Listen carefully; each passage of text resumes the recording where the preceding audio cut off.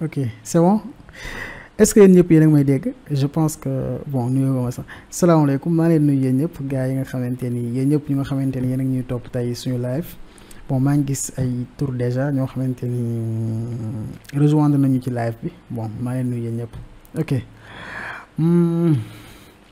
tey suñu live li ko tax a jóg mooy wax leen ci situation bi nga xamante ni bon njàng toll nag ci àdduna bi ak tamit numérique yan opportunité la indi. voilà yan xam-xam mooy xam-xam yu bees yoo xamante war ngeen ko mën a jàng mu mën leen jëriñ ci seen dund bi yëpp ok ci loolu lañ bëgg ñëw tey bon man Ousseynou Diop laa tudd damay jàngale loo xamante ni informatique la ak technologie damay def aussi service informatique ok donc tey laa fi dama koy xaaj ñaari partie première partie bi bon comme dañuy waxtaan nii wax tuuti ci choix yi ngeen war a def benn étape bi ñu moo présenté leen benn PowerPoint bu ma def expliquer un peu naka nga war a comporter woo ak tamit yan formation ñoo am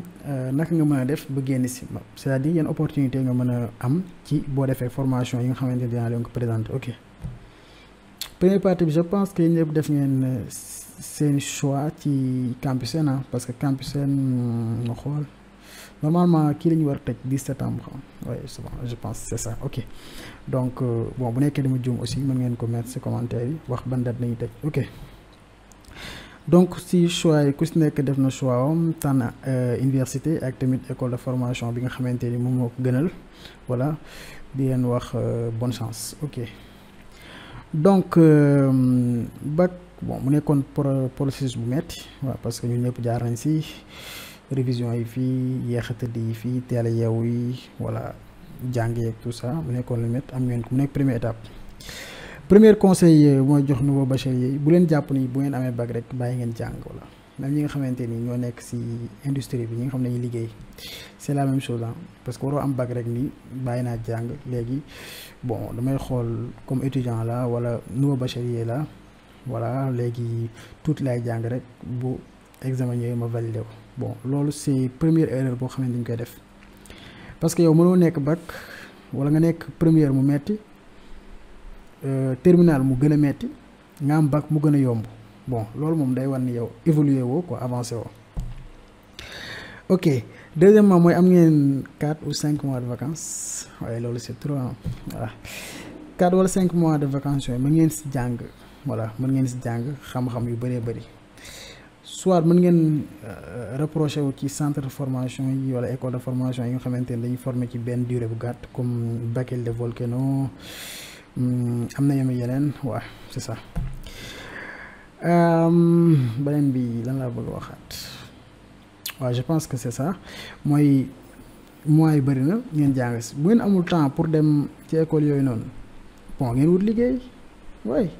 wut liggéey parce que frais d'études vraiment dafa cher te parents yi sonn nañu voilà parce que vraiment li ñuy dajal yëpp pour seen doom réussir dafa métti trop voilà ngeen wut yenn liggéey yoo xamante ni dina leen mën a jàppale pour ngeen mën a gérer yenn frais yi voilà benn bis topp mën ngeen def ay cours en ligne voilà bu ngeen wàccee bu ngeen liggéey wala liggéeyoo ñu mën a def ay cours en ligne dem ci internet bi jàng voilà beneen bi tamit comme vacances yi da ngay gis ñuy organiser ay cours comme ci koñ yi wala ci yenn écoles yi ngeen dem bokk ci oui def ay cours surtout cours en informatique parce que instant bii dafa am ñaari yoo xamante ni vraiment képp koo xam da ngay jàng war nga ko mën wala nga maîtriser ko quoi wala nga xam ci vraiment les bases avancées mooy informatique ak anglais voilà surtout voilà anglais jàng leen ko voilà bu ngeen amee temps comme vacances yi toujours di leen def anglais voilà di leen def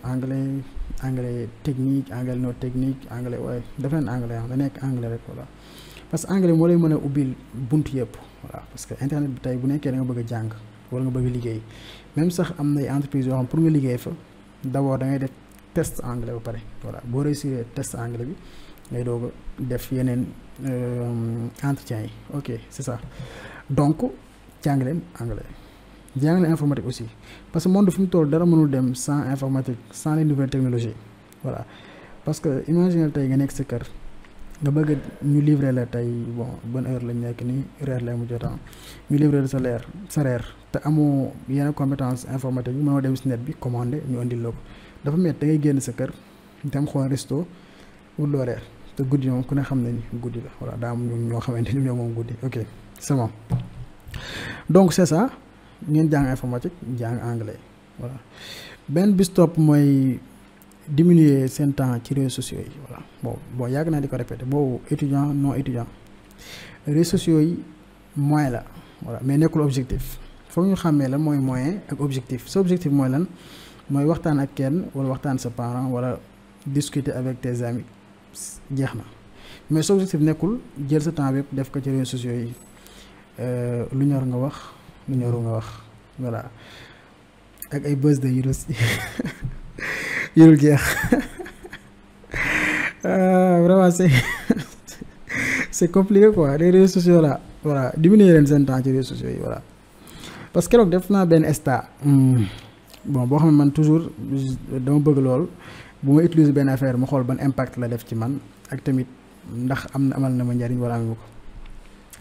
ma xool ni bu nekkee da nga def ci réseaux sociaux yi chaque jour sans kii nu tuddee 1 heure de temps voilà 1 heure de temps chaque jour 1 heure de temps mooy lan 60 minutes ok donc 1 heure de temps nga def ko chaque jour ci réseaux sociaux yi 7 jours yi nekk ñaata 7 heures voilà léegi semaine bi def nga 7 heures yooyu te bon lii moo gën a ndaw parce que gars yi dañuy def 4 heures de temps ci réseaux sociaux yi ok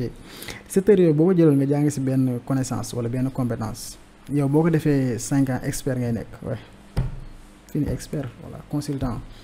dañ lay woo tak ñëw defal ñu benn tâche fay la 5 millions nga dem ñibbi ok c'est ça voilà parce que affaire yi foog nga xam sa objectif ak moyens yi lay permettre nga mën accès ci loolu tey dama bëgg jàng informatique wala anglais portable c'est un moyen réseaux sociaux c'est un moyen par exemple mën naa bokk benn groupe boo xam dañuy jàngale anglais wala am naa benn ami boo xamante ni damay def ak dañuy waxtaan maak moom en anglais voilà parce que affaire yi moom foog nga nangu dafay faux dans parce que fii personne n'est parfait waaye amul kenn koo xamante ni ku mat sëkkal ku nekk da ngay mottali ko leneen ok donc leer na wax naa leen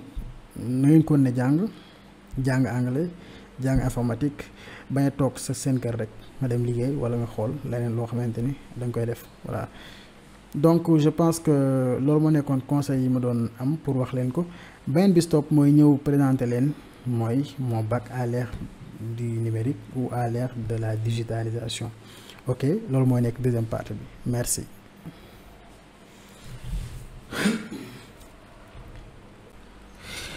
salaamaaleykum dalal leen jàmm ci Xarala Academy comme ni ngeen ko gisee ci première partie bi nuyoo nañ bon nuyu naa ñëpp ñi nga xamante ni ñu ngi suivre aussi ci live bi parce que am ñoo xamante ne ñu ngi doog a ñëw waaw comme ni mu leen ko waxee woon première partie bi moo nekkoon introduction bi deuxième partie bi PowerPoint bi lay nekk bon dama leen di expliquer bu nekk wan leen moo formation yi ngeen mën a def ak tamit yenn école ngeen war a choisir tout ça ok donc au programme tey suñu programme nan la nar a demee la première des choses mooy danañ commencer par présenter Xarala mooy lan qu'est-ce qu'il fait voilà tout ça quoi deuxièmement ñëw wax le numérique mooy lan parce que tout le monde parle ñu ku nekk mooy naan numérique digital mooy lan numérique mooy lan ok dinañ wax aussi les métiers par exemple métiers yoo xamante ni informatique wala technologie moo ko indi de manière générale voilà après bon quelle formation fii fàtte naa def LE je pense voilà bon faute de frappe la après dinaa corriger avant may envoyer document bi ok fii dinañ wax ban école nga war a choisir ak ban formation aussi voilà parce que école bi c'est important aussi formation ba nga fay suivre aussi c'est tellement important ok donc dañuy jeexal ak ay questions ak réponses voilà prépare leen ay tonnes de questions yi peut-être mën naa ko tontu ci live bi waaw bu nekkee am nañ suffisamment de temps wala après ma tontu ko ci yeneen vidéo voilà de toute façon question bu ngeen poser rek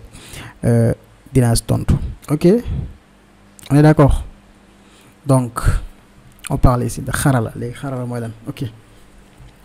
Xarala benn baatu wolof la buy tekki technologie mooy xarala yu yees yi parce que yaa ngeen dégg ñu naan xarala yu yees yi les nouvelles technologies loolu mooy Xarala bon naka laa commencé ba agsi comme état bi ñu toll léegi état actuel de Xarala mu nekk benn application e-learning fin 2015 voilà foofu laa njëkk amee xalaat bi ni man normalement war naa mën a jàppale ñi nga xamante ni amuñu ay moyens wala mënuñu fay yenn formation yu cher yi voilà si 2016 ma créé benn page non sama compte Facebook voilà si laa doon publier di partager ay liens ak ay cours en ligne yoo xamante ni université yu gën a mag si àdduna bi ñoo koy def tamit cours yooyu yëpp c'était gratuit quoi voilà. oui ouais Ziz maa ngi jégalu si dog-dog bi ok daa am ko doon fëgg léegi ok donc 2017 ma créé benn blog tudde woon ko xarala.net voilà si blog bi si laa doon partager ay articles ay cours ay conseils voilà ak tamit yenn application ngeen war a installer yu ngeen warul installer voilà boobu c'était en 2017 je pense voilà léegi fin 2017 début 2018 si laa am idée wu créer chaîne YouTube mais idée bi ñëw na créer chaîne parce que contenu visuel vidéo bon moo ëpp ñoo xamante ni moom la ñuy seetaan moom lañ gën a bëgg que bind voilà loolu tamit mu nekkoon benn challenge naka nga mën a def ba def vidéo comme ñëpp ñu ngi koy def par exemple formation yi boo duggee ci YouTube bi tapé formation di nga gis ay tonnes de formation te da nga gis ci langue yëpp moo xam anglais français arabe wala yeneen langues yi voilà donc mon objectif nekkul woon ni ma def formation en français wala en anglais wala en arabe parce que ñett langues yooyu ñoom laa maîtriser ñoom laa mën a làkk ok mais ma ni léegi pourquoi pas ma def wolof mais xawoon naa tiit ci côté boobu parce que gisuma woon bon vraiment contenu boobu noonu kenn dama was motiver woon tamit aussi benn chaîne bu ñu naan wax seen Malick Diallo quoi dama fàtte chaîne bi te teg ci wolof ok teg ci wolof moom ma gënoon motiver ci côté boobu noonu voilà parce que moom laa xamoon mu nekk première personne boo xamante ni doon def ay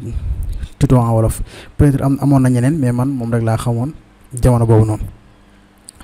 donc si laa defee chaîne bi début chaîne bi gis nga bu doon seetaan lu bari li ma doon publier mooy ay conseils ak tamit ay application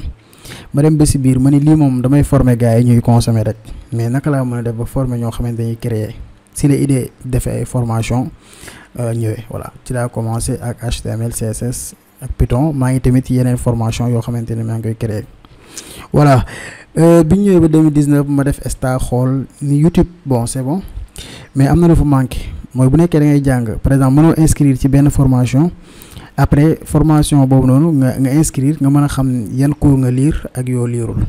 loolu si la idée xarala.tech ñëw mu nekk benn application e-learning boo xam mën nga si accéder via xarala.tech voilà bu duggee foofu di nga gis cours yi bu nekkee connecté wu nga di nga mën a inscrire ci benn cours voilà loolu mu nekk loo xamante ni vraiment nekkoon na sama cri de cœur loo xamante ni dana permettre gars yi ku si nekk di nga mën a jàng nga mën a pratiquer li nga jàng aussi nga mën a xam fi nga toll voilà donc c'est ça leer na bu nekkee am ngeen benn question ci xarala voilà mën ngeen ko poser ci commentaire yi ok donc ñu ñëw ci li ñu tax a jóg tey mu nekk le numérique ok le numérique mooy lan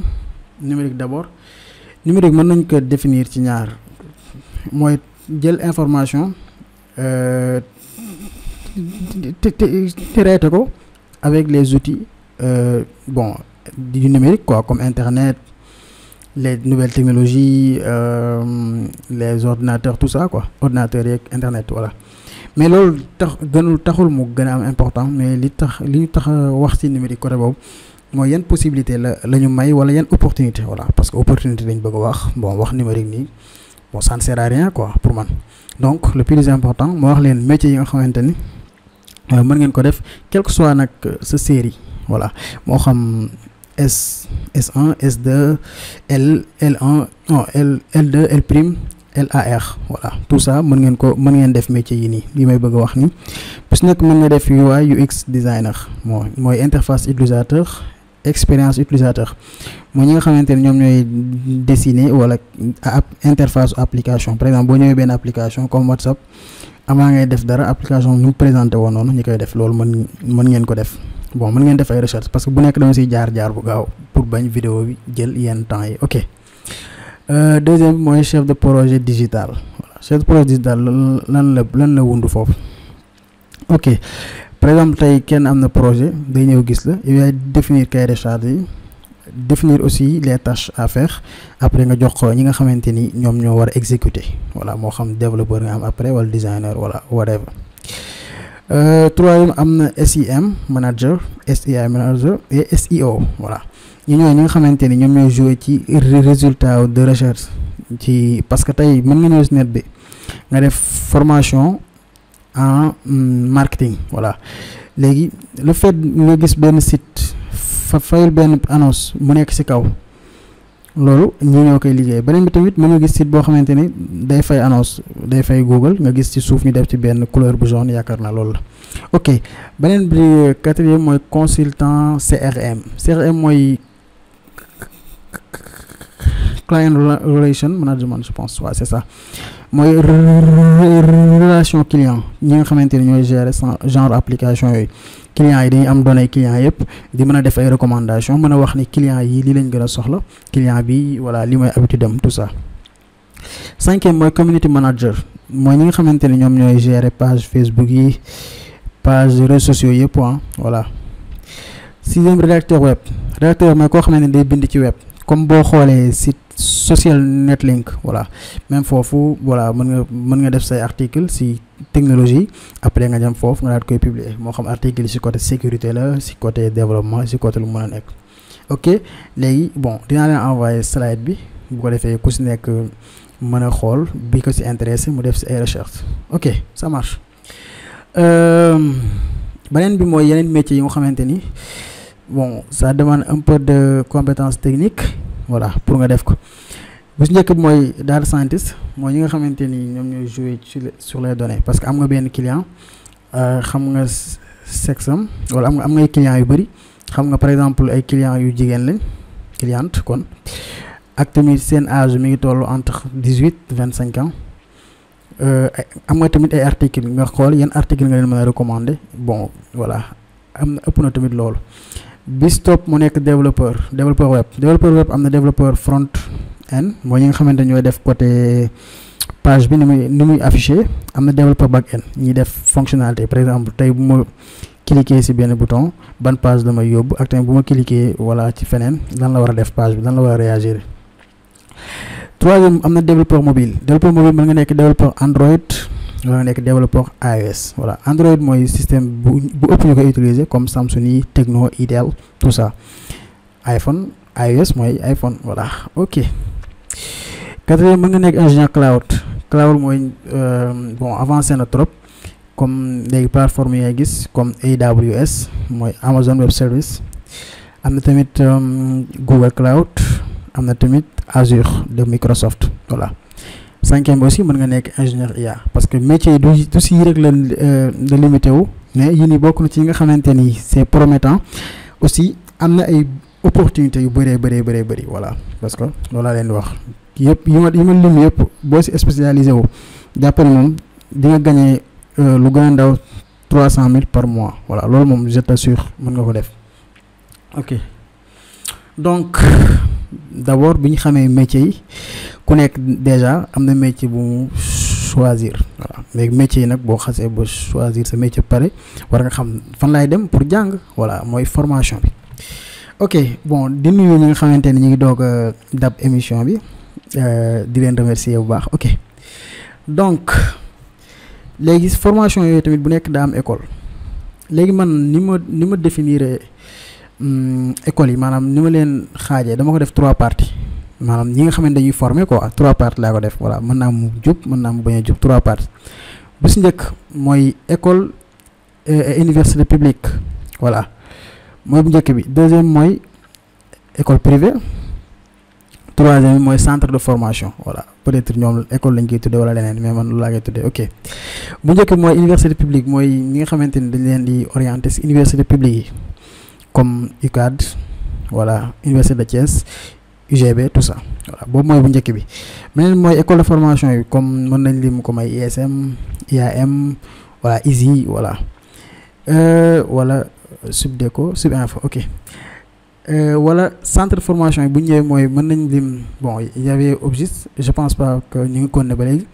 ak bon y en a d'autres ak Bakely de Volcano voilà bon foo laa koy lim même si c'est une école qui forme dans les nouvelles technologies ok donc université publique yi foofu bon c'est am na bénéfice da nga am bourse souvent aussi il y a la bibliothèque mais le vrai problème souvent mooy souvent y a beaucoup de théorie te tamit pour nga spécialiser au problème la pour nga gis tamit sa enseignant yi yenn saa yi ngeen di discuter di waxtaan loolu tamit c'est tout un problème parce que man def naa ko beneen bi stop mooy sa école de formation yi souvent bon juste li ñu lay jaay mooy uniforme yu rafet yu si ëpp voilà pas parce que lu may wax yëpp duma généraliser quoi voilà ay uniforme souvent da nga jàng duñ la defal stage tamit souvent diplôme bi duñ ko reconnaître voilà parce que dafa am différence entre ñu reconnaître diplôme bi ak ñu reconnaître école bi voilà parce que gars yi ñu bëri duñ def kii boobu parce que si on a dit reconnu par l'État bon ça veut dire que État reconnaître diplôme bi mais mën na am école bi sa bopp le reconnaître voilà loolu aussi il faut qu'on est clair sur ça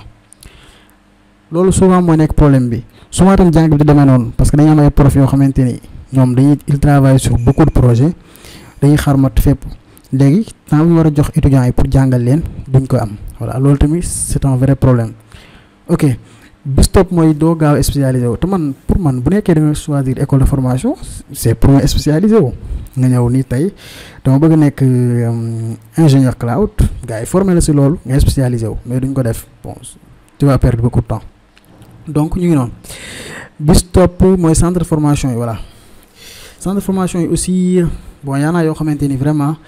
c'est intéressant parce que am na ñoo xamante ni si ñoom mën nañ la former par exemple ci benn domaine bien précis voilà loolu c'est déjà un avantage am yoo xam mën nañ la garantie stage wala contrat leur vrai problème ñu si ëpp mooy souvent duñ la jox base yi quoi par exemple tey da ngay ñëw rek nii dama bëgg nekk développeur ñu former la si outil bi te duñ la former si comment réfléchir en tant que développeur par exemple sur les bases quoi problem solving comment résoudre une problématique souvent loolu mooy seen kii mais à part ça am na léegi bon cinq yi nii képp koo xam mën na la ko garantir wala benn école boo xam mën na la si garantir 3 wala 4 école boobu moom mën nga fa dem wala centre de formation ok bu njëkk bi mooy une formation pratique ça veut pas dire que lépp pratique lay nekk mais pratique bi mooy ëpp par exemple mën nañu wax 80% de pratique voilà deuxièmement foo xam da nga fay jànge tamit di def ay projet voilà parce que fooy jànge tamit mënoo def ay projet toujours yaa ngi ci devoir exercice yu dul jeex voilà troisième mooy certificat d'achèvement c'est-à-dire tey jeexal nga sa formation ñu defal la benn certificat buy wan ni yow def nga formation bi réussir nga tous les modules voilà validé nga ko quatrième bi mooy ñu wutale stage boo xamante ni mën a nekk contrat 5e mooy contrat voilà c'est pas obligatoire mais bon c'est une facultative ok donc yii nii vraiment bon pour dire vrai quoi ci li nga xamante ni def naa expérience parce que def naa université bon def na école de formation tamit def na centre de formation aussi voilà def naa ci ñaar je pense mais bi nga xamante ni daal vraiment moo gën a attirer sama attention ci côté bii nii moom mooy Bakel de Volcano voilà parce que foofu formation bi c'est pratique aussi il y a des coachs qui sont disponibles aussi souvent ils te garantissent un stage voilà parce que je pense à bon 60 ou 80% bu nekkee am na ñu nekk ci en ligne mën a répondre ci loolu mën ngeen répondre ci ba xam taux de réussite quoi ci stage yi nga xamante ni joxe nañ ko voilà ok bon je pense que comprendre ngeen loolu comprendre ngeen école université publique comprendre ngeen école formation comprendre ngeen tamit centre de formation ok c'est bon on va continuer dernière solution parce que lu tax boolee ma ko ci yee parce que bon dama leen séparer parce que mën nga nekk école wala université di def e-learning mën nga nekk tamit ci benn école de formation def e-learning mën nga nekk centre de formation di def e-learning tout simplement mooy dem ci net bi jàng voilà loolu mooy e-learning utiliser internet pour jàng kese jeex na donc pourquoi ñu war a def e-learning voilà parce que côté bi moom ci laa gën a mën a tontoo parce que ci laa ëpp lu ma spécialisé wu ok ci e-learning. donc pourquoi ñu war a def e-learning pour koo xamante ni par exemple tey amul opportunité dem école peut-être dafa cher peut-être bon école li ñuy jàngal neexuñu ko waaw parce que mën na si am loolu voilà. bu njëkk bi mooy cours réduit par exemple e-learning ni ngay fay cherul bëri na cours yoo xamante ni cours yu intéressant ñu la koy jaayee $10 wala lu ko gën a ndaw am na tamit lu ko ëpp voilà. beneen bi stop mooy 100% pratique 100% pratique aussi parce que dañ lay jox ay cours pratique da ngay pratiquer ci cours bi tamit day am ay exercices day am tamit expérience plus certificat par exemple lu ngi si am expérience par exemple tey bu nekk da nga def cours en ligne boo xam ne day wax ci marketing digital ñu jox la benn page Facebook boo xam ne yaa ko war a gérer mu nekk community manager nga gérer page boobu ci cours bi am nga expérience su gérer page beneen bi cours bu jeexee dañ lay jox benn certificat parce que am na ay cours yoo xamante ni dafa basé wu ci sur des projets voilà. léegi les inconvénients voilà inconvénient bi tamit fii si 100% pratique bi souvent bu nekkee amoo base c'est compliqué dafa metti parce que yow imagine koo xam ne xamul yenn base yi ci marketing nga ñëw di ko jàngal yenn affaire yu compliqué yooyu voilà. deuxième mooy connexion internet comme Sénégal connexion bi benn dafa cher benn bi stop bu ñëpp ñoo si am accès voilà am na yenn zone yoo xamante ni boo si nekkee bon mënoo am yenn débit quoi. troisième mooy manque de motivation voilà parce que bu nekkee ni yow am motivation par exemple xamoo li nga bëgg a jàng loolu c'est compliqué mais pour problème boobu pour nga daal koy résoudre da ngay wut benn mentor voilà mën nga gis benn Ousseynou wala kenn koo xamante ni bon il s'y connaît un peu mu daal lay jàppale si côté boobu voilà nga xool bon loo ko neexale wala dara voilà. souvent aussi contenu non structuré par exemple dañu am contenu am dañ koy bàyyi noonu muy dem rek ay cours yu bëri surtout bu nekkee yow débutant voilà man duma conseiller benn débutant muy jàng si YouTube parce que YouTube bon c'est pas réglé quoi YouTube ku neex nu la neex ngay defee sa cours yi loolu moo tax c'est compliqué nga dem si YouTube bi jàng fa ba am fa yenn niveau yi voilà. la solution mooy nga dem si plateforme payante yi comme Udemy je pense Open Classroom bon pour ñuy def français voilà. léegi bu ma amoon benn conseil boo xamante ni dina leen ko jox pour nga nekk nouveau bachelier bon étudiant professionnel mooy apprenez l'anglais voilà jàng leen anglais voilà jàng leen nu ñuy waxee anglais nu ñuy bindee anglais ak nu ñu koy lire voilà jàng leen anglais voilà jàng leen anglais voilà. donc je pense que li ñu des a bëriwul. maa ngi leen di remercier ñëpp merci pour votre attention gis naa ñu bëri ci ligne bi nii bëgguma lim kenn turam di wax nii bu ngeen amee benn question bon mën ngeen ko poser ci chat bi wala ngeen def ko ci commentaire yi wala ngeen envoyer par WhatsApp sur 76 377 22 60 voilà. pour yeneen vidéo yeneen tutoriel wala bu dee genre live yi neex na leen mën ngeen continuer di ñu ko demander sur WhatsApp sur YouTube. merci kontaan naa trop nag parce que tey ñu bëri ñëw nañ peut-être ñenn ñi amuñu woon temps pour assister mais kontaan naa trop je vous remercie.